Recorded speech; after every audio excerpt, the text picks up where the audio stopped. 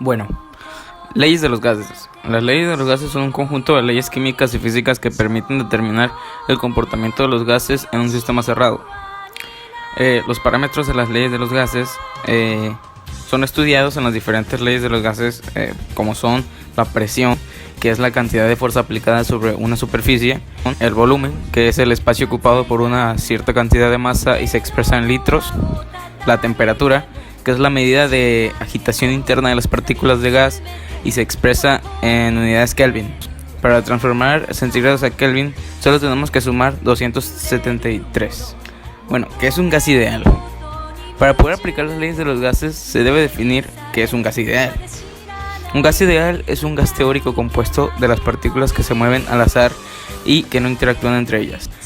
Los gases en general se comportan de manera ideal cuando se encuentran a altas temperaturas y a bajas presiones.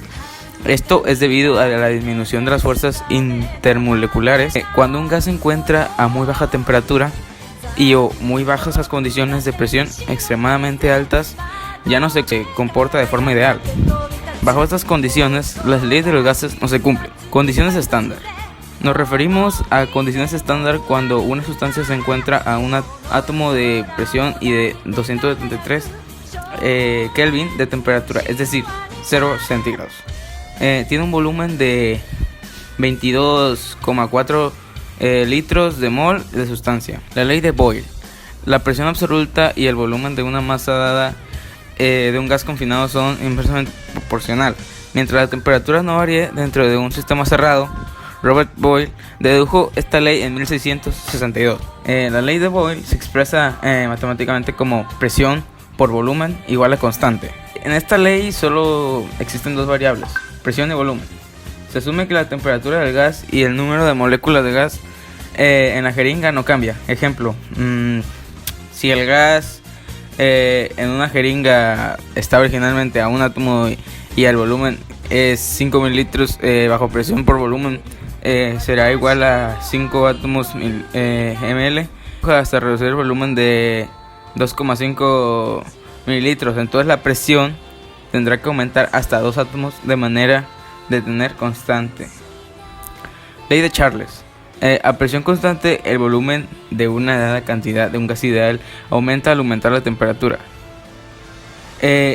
Charles hizo el primer vuelo en globo inflado con hidrógeno en 1783 y formuló la ley que lleva su nombre en 1787.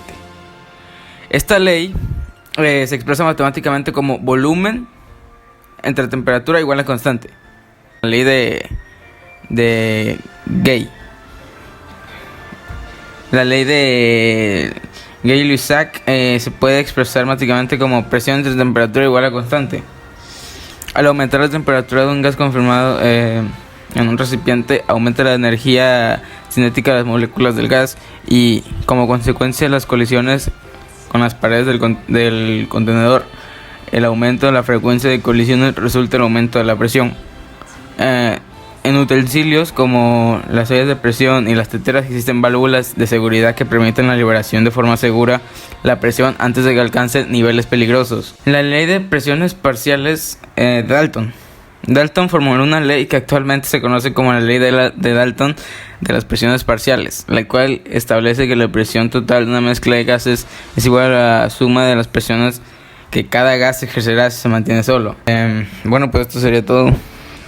Muchas gracias por ver el video y denle like y suscríbanse, ¿no?